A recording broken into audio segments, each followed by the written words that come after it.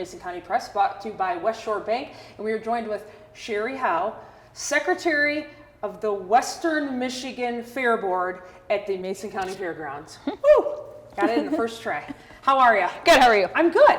So the fair is going to look completely different this year. Yes. Let's first talk about what isn't the fair having? No rides. No rides, no grandstand events, no extra activities.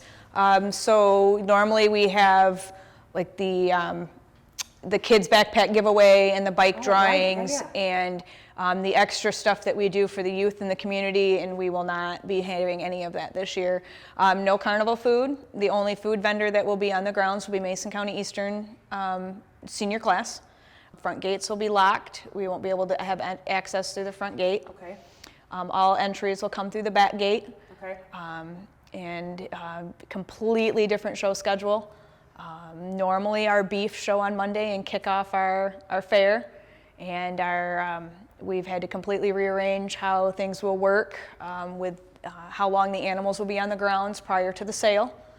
Wow. So everything has been completely rearranged, and with the 6-foot distancing and the masks, now with the new executive order that's limiting 10 people in the buildings, we have now ordered tents, and our youth will be exhibiting on our infield track area in tents. Okay, so the one thing that is happening, obviously, is the animals. The animals, So yes. let's talk just a little bit about what kind of animals, what they will look like, because I know there's a wide variety, and like you said, they're going to be showing them in tents and stuff, but how are you doing like the auctions and all that stuff? So our animal exhibits now, we have limited to showmanship, which is how the youth exhibit their animal, and it judges the youth and how they handle, how they've groomed, how they've taken care of their animal in the past, for some of the animals, almost a year. Mm-hmm. And then we opened it up to market. So there will not be any extra tag classes. There will not be any homegrown beef classes. There will not be any breed specific classes. So when you get into your rabbits, and you can have 20 different breeds of rabbits, we're not having any of those classes this year. Okay. They've been all completely limited. When we limited it to showmanship and market, that brought the horses down to just 4 classes. So we have opted to eliminate showmanship from the horses, and we're actually going to do a fun, what you would call our game day or our contesting day. So we'll be running the barrel racing in the speed and action, and allowing the kids to come down and enjoy their day. It will be a show and go style, so they will come in and they will enter through the back gate. They will park over by the second arena. There won't be any use of stalls.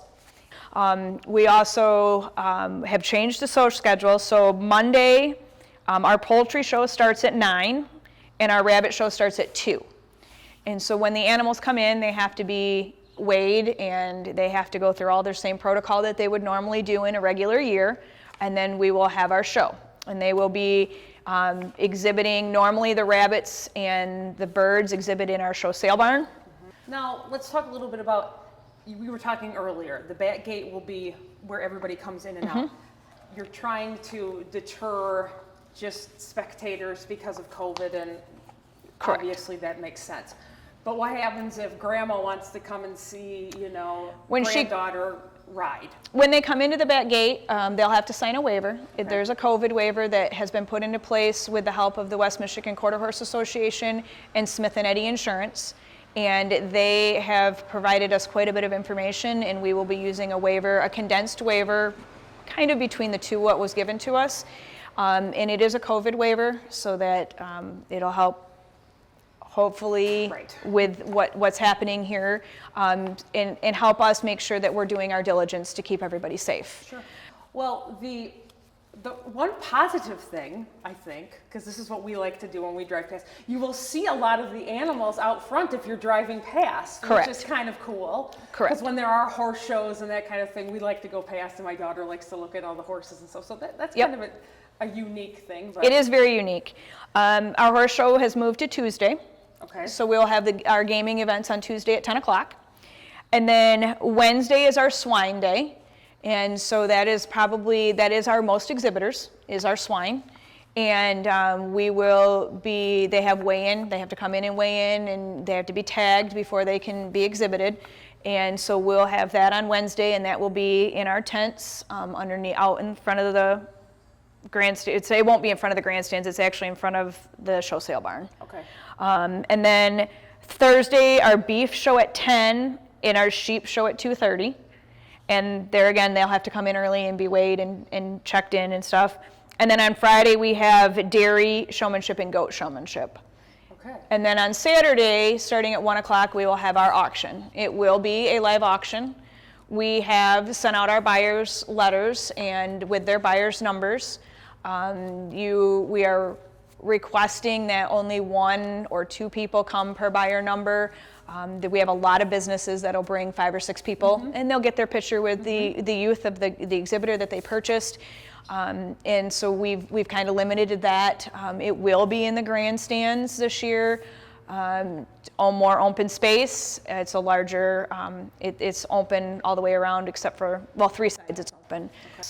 Well, at least you'll have it.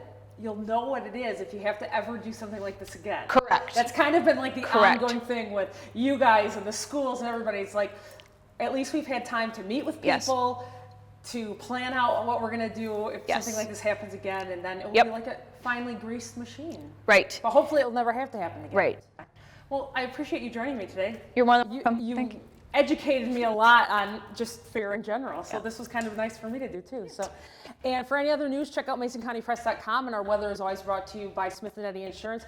And if you have a family member or you are a family that is participating in this year's fair, good luck. And you know, it's a great way to support the youth of the county and the surrounding counties.